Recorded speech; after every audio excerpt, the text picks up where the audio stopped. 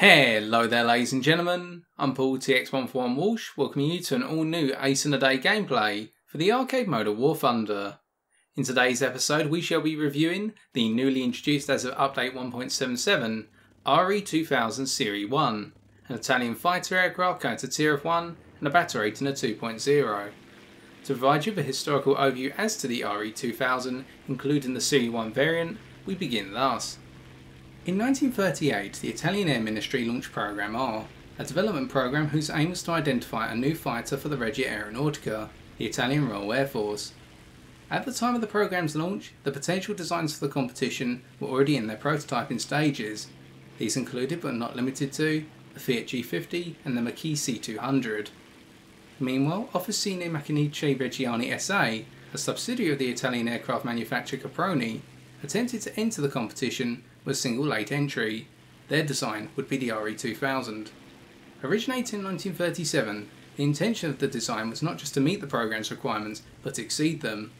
Yet, due to the lack of time available, the final design was not completely original, taking inspiration from the American fighter design known as the Sikorsky P-35, particularly in terms of external appearance and structure. Powered by the Piaggio P11 RC40 14-cylinder 986 horsepower air-cooled radial engine, the plane proved to be faster than the P-35, despite the P-35 having almost 200 horsepower in terms of additional engine power, following the maiden flight of the Re.2000 prototype on the 24th of May 1938, being able to reach a top speed of 320 miles per hour or 515 kilometers an hour at an altitude of 5,250 meters or 17,224 feet. This can be attributed to an extensive series of wind tunnel tests conducted at Caproni's facility in Milan, which allowed the design to be aerodynamically refined. Yet, despite the design's speed, strong rate of climb, abnormal altitude ceiling of 11,500 meters or 37,730 feet, and great maneuverability which put it on par with the Messerschmitt Bf 109 if not made it superior, the plane was not selected as the winner of the competition. This can be attributed to a combination of factors. Firstly, its late arrival into the competition, secondly, its new engine from an untested supplier, and third and finally, vulnerable fuel tanks in the wings which had a tendency to leak, which meant the plane was not considered reliable for service. However, external air forces would keep the Re.2000 design alive, with the British Royal Air Force, the Swedish Air Force and the Hungarian Royal Air Force all voicing an interest in the design, meaning that the initial production variant, the Serie 1, would be ordered in significant numbers by all three of these parties. Unfortunately, the British Royal Air Force would not receive the 300 Re.2000 Series 1s they ordered due to Italy's entry into the Second World War on the 10th of June 1940, but the Hungarian Royal Air Force, the MKHL, would become the main operator of the plane, acquiring a manufacturing licence for it as well. The planes were known in service as the HIA, whereby the MKHL purchased 70 Series 1s, redesignated as HIA 1s, and produced a further 204 HIA 2s. The planes would see service on the Russian front from August of 1941 through to April 1944, when the production lines were overrun. The Re.2000 Serie 1 did eventually see limited service with the Regia Aeronautica, typically escorting ships as they sailed to Tunisia. The Italian Navy, the Regia Marina, experimented with naval variants of the fighter known as the Re.2000 Serie 2, whereby these would be launched using catapults and were fitted with the same armament as the Serie 1 as depicted on screen today. Two 12.7mm Breda-SAFAT machine guns mounted in the nose with 300 rounds per gun. With only 10 Series 2s built, however, they saw little to no service. And with that, our historical overview concludes, and it's time for us to take a look at how the Re.2000 Serie 1 handles in the skies of War Thunder Arcade. Today's gameplay is brought to you from the Airfield Domination map Berlin. For this we'll be using the following setup. Stealth belts are our machine guns, the reasoning being that in our experience the stealth belts have proven to be the most effective at dealing damage at closer ranges, whereby we have a good chance of doing outright fuselage damage to our fighter opponents and having the ability to set fires to the more durable opposition, particularly enemy bombers. Our gun convergence is set to 500 meters, noting that this is a formality, what the machine guns being mounted in the nose and therefore not convergence reliant. And as for our fuel load, we're taking the standard 30 minutes to ensure we can make it to the end of the game unscathed on fuel capacity. Now we begin as always by talking about the climb rate of the aircraft we're reviewing, and in the case of the Re.2000 Serie 1, the climb rate of this plane is one of the more interesting aspects. Now it's not because of the climb rate of this plane, it's phenomenal. If anything, it's just above average. The important part about the climb rate of this aircraft is that it intertwines with the straight line acceleration of this plane to give you a very comfortable edge, whereby when you're going up against battle rating 2.3 or higher opposition, you'll find planes such as the C-202EC, the Spitfire Mark 1A and the Ki-44s that you'll face will all outclimb you to say 5,000 metres with a bonus of 1,000 metres over the top of you by the time you get to 4,000 metres altitude. But unlike a good number of those planes where they take time to build up their speed, or they really need to force themselves to level out to build up said speed, you can feel comfortable in the fact that you don't have to level out exactly to start building up speed at a phenomenal rate, whereby you can go from your stall speed of 100 km an hour to 400 km an hour on engine power alone very quickly and push this threshold up to 440 km an hour using war emergency power. Therefore, when you go into those engagements where your opponent is above you, for a little bit of planning, you can get yourself up to a very nice speed and be ready to take on the fight. And of course this means when you've got clear skies, you can take on the role of bomber interceptor. But this is not advised because of the lack of firepower you have for dealing with bombers, whereby you do not have a cannon of sorts, and the 12.7mm machine guns that you do have lack the overall effective punch compared to say their Browning equivalents that are fielded on the American aircraft. This means that we can become a nuisance to enemy bombers, but we should leave our allies to take out the bombers, whereby we've got an ally here in the form of a Dauntless who really wants the piece of the Junkers 88 and will support them in bringing them down. Now we continue to throw in the rounds, picking up a critical hit on the tail section of the Junkers 88, and that should be enough to knock them out, as typically we will go for critical hits on the elevator section, and by taking out that control surface they can't pull out of their dive and they smash into terra firma. But now we switch things up into a low altitude role, and this is where again the Serie 1 shows its strength. It's a versatile aircraft, being able to go into a light boom and zoom role, as shown against the Nimrod Mark 1 there, and then switch into the turn fighter role on the fly. We're going up against an equivalent, an Re.2000 on the enemy team, and we can see that both planes, being the same, are incredibly manoeuvrable in the hands of decent pilots, whereby my opponent, I must commend them, they're going to push their planes to the maximum at this point. The only difficulty of being in a furball is the fact that your allies and the enemy can both throw rounds towards you, and the durability of this plane is one of its weaker aspects, whereby we need to break the durability down into multiple components. Let's start with the fuselage. The fuselage of this aircraft is such that when it gets hit by even the lightest of machine gun fire, it will take noticeable damage. And this is not going to take about your control surfaces, whereby you're not going to be losing your elevator very quickly, or your ailerons are not going to fall off instantaneously, but you have to keep in mind that a small amount of 12.7mm machine gun fire has the chance to blacken your fuselage completely. And on top of that, the wingtips of this plane may fall off instantaneously for a singular burst of 7.7mm machine gun fire from the British fighters you face. But the real issue comes in terms of fuel and its ability to be ignited. Now what we should note is the fuel tanks of this plane, as modeled in game, are all mounted in the ventral centerline position, right underneath where the pilot sits and right underneath the engine mounting.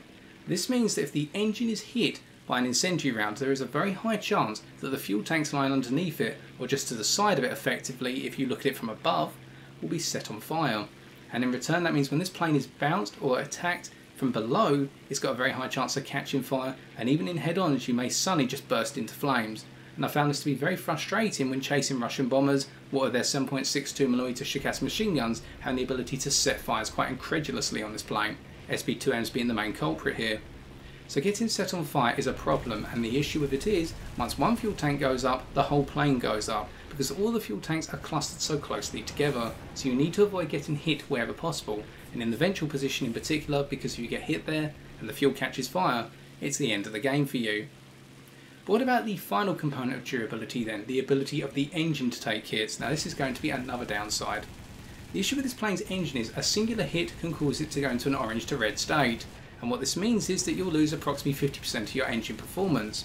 Now if you combine to this the fact that this plane technically has no stock grind, it has no stock syndrome, more on that in a second, that means that once you take engine damage, it's very likely that you're going to lose the engine performance and never get back into a comfortable position until you land. And that's going to cost you time, that'll take you out of the game, and means that you're vulnerable to being bounced as you're trying to land, and also being bounced on your own airfield, such as in an airfield domination game here, which is why we're so cautious about being hit, and we're in the dogfight again against an Re.2000. I'm not sure if it's the same pilot from earlier. Now, as we can see in the manoeuvrability stages, in the turn fight, this plane handles very well, although we do take a grazing shot from our friendly Hawk, and we're fortunate not to take any serious damage on the wingtip. The manoeuvrability of this plane is such that the turn circle is one of its strongest aspects, being able to turn with the likes of a Spitfire Mark 1A and a Ki-61 Mark 1. I mean, the only things that are going to be outturning this plane are I-16s and the likes of biplanes that you're going to encounter, the I-153, M62 being a firm favourite. Off of that, other manoeuvrability aspects include the ailerons, whereby your roll rate is not the strongest at its battle rating, but it's up there being above average. I mean that you can change direction on the fly, but a good number of planes at lower battle ratings in particular will be able to out-roll you. But still, you've got enough of a roll rate to be able to combat people in a set of rolling scissors, and you'll see that every so often we try to use that tactic to throw off our opponent's aim and get onto their SIGs. Outside of that, you've got the rudder, which is very powerful in this plane and is technically its strongest control surface, being able to flat rudder turn in this aircraft exceptionally well, rivaling the likes of say an IE-5M4 or a Ki-43. And on top of that, you have to consider that with the power of your rudder, you're able to form incredible turns over opponents, as we just saw there against the Buffalo. And in turn, this means that hammerheads are very powerful manoeuvres. The only downside in terms of your control surfaces then is your elevator. Now, not in terms of your elevator as a whole, but at particular speeds. Your elevator below 300 km an hour is a concern. Below 300 km an hour, your loop turn circle, i.e. your looping circle, becomes wider than most, and this means that you're vulnerable to being outfought in a looping dogfight. And this is where biplanes and very early battle rating monoplane fighters can take you apart, and I-16s are notorious for doing this, being able to loop much tighter at lower speeds. On top of that, what you have to consider with this aircraft as well is when you go below 225 km an hour, you're exposed to a significant amount of instability on the elevator, and when you open fire of your guns, you actually get a very slight recoil effect, particularly below 180 km an hour, meaning that stalling out below someone and opening fire with your guns can be actually quite difficult and shake the plane around a little bit, and it's something you need to get used to. Now against bombers this is fine, but against a foe who is trying to stall you out and hammerhead over the top of you, it'll be the curtain bell for you. Although then again, you can match Typhoon Mark 1As for climb rate to a small degree, meaning that when they do try to stall you out, you can be on their six for a continuous period of time, keep racking in the rounds, and hopefully you'll cause them to fall out of the sky before they're able to hammerhead over the top of you and drop down you and rip you apart, with a standpoint similar to machine gun rounds. So with the control surfaces covered in the ideal dogfight situation, and you want to be going into dogfights between 300 and 400 km an hour ideally, we'll talk about why in terms of high speed performance a little bit later. Let's come back to that stock grind. Now when you first get this plane, you'll note that it does not have an engine injection upgrade, and what this means is that the improvement in terms of performance when you get the engine upgrade and other upgrades that focus particularly on straight line performance and climb rate performance are not as noticeable as planes with an engine injection upgrade, or at least in my experience. In turn, what I've actually found is when you do get the tier 3 engine upgrade on this plane, it's a small buff to the overall performance of the plane, but nothing to run home and scream about. Instead, it just makes you feel a little bit more easy in this plane in terms of your experience. Otherwise, it's a very comfortable plane to begin with, and the stock grind is not too punishing. And here you'll see what happens when we get hit by a single 20mm cannon round to the tail section. We almost lost our elevator control surface there, showing how fragile this plane is. Although we would expect a 20mm cannon at a battle rating of 2.0 to do considerable damage anyway, as we've seen with the French fighters that we've reviewed to date. Now coming on to high speed performance then, what do we need to know?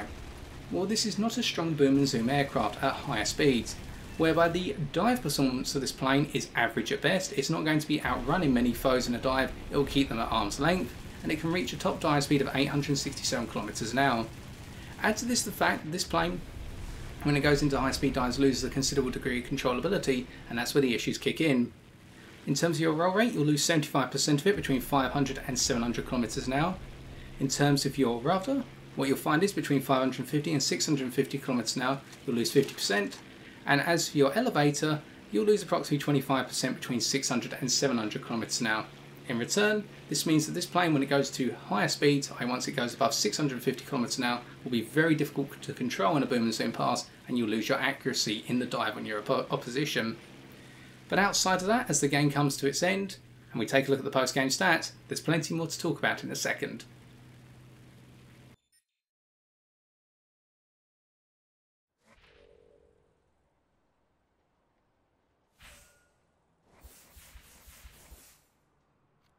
While 6 kills and 2 assists were able to pick up 7,012 Silver Lions and 1,774 research points. To defeat the Re.2000 serie 1 in a given matchup then, I can recommend one or two approaches. The first is in the midst of a turn fight, whereby most planes are not going to be able to outright outturn this plane because they'll have the wider turn circle, but they'll have the ability to use a spiral climb or a series of loops in order to frustrate the Re.2000 pilot and cause them to head towards a stall. As well as this plane has a low stall speed of 100 km an hour, its stall effects come in as early as 200 km an hour, with the instability on its elevator kicking in at 225 km an hour. Add to this the fact that this plane dislikes being put into a position whereby it has to recover from a stall, because the stall recovery time is quite long and you'll need to get up to 230 km an hour before you can use all three control surface domains effectively again, and this plane could be a sit and duck in your gun sight for some considerable time as you loop over the top of it. Option number 2 is if you've got nose-mounted cannon. Planes such as the Lag-38, the VG-33 and the Yak-1 and the MS-410 will all excel in this regard, whereby they'll have the range advantage in a head-on, going head-to-head with nose-mounted armament. The 20mm cannon will have the more effective range against the Breda-SAFAT machine guns of this plane, and while its poor engine durability and overall durability and high flammability, you'll be able to blow it out the sky very quickly. But by avoiding such circumstances today, and noting that this is not a plane that you can bait up to high altitude, or its abnormally high altitude ceiling in arcade of 6,500 metres, much like the abnormal historical altitude ceiling of 11,500 metres, this is a plane that works very well at all altitudes, but personally I would recommend using it between 1,000 and 3,500 metres altitude, simply because in that altitude range you'll be able to go head to head with most opposition and they'll not be at a clear-cut advantage, and you'll be well within your maximum performance rating. And if you stick to turn fighting, it will be a bonus as well, because you've got great manoeuvrability in this plane as long as you keep your speed down, i.e. within that ideal speed engagement range of 300 to 400 km an hour. It's for that reason that I would call this plane simple but sweet. Simple in the fact that the stock grind is not painful at all, you just need to get the upgraded belts and the upgraded machine guns, but once you've got the plane fully upgraded, it's a very comfortable little fighter to fly and a great addition for battle rating of 2.0 as part of update 1.77. And so I've been TX141, and if you have enjoyed this video, why not leave a like, comment or subscribe for future War Thunder videos on my channel. But until next time, as always ladies and gentlemen, take care and good luck in the skies.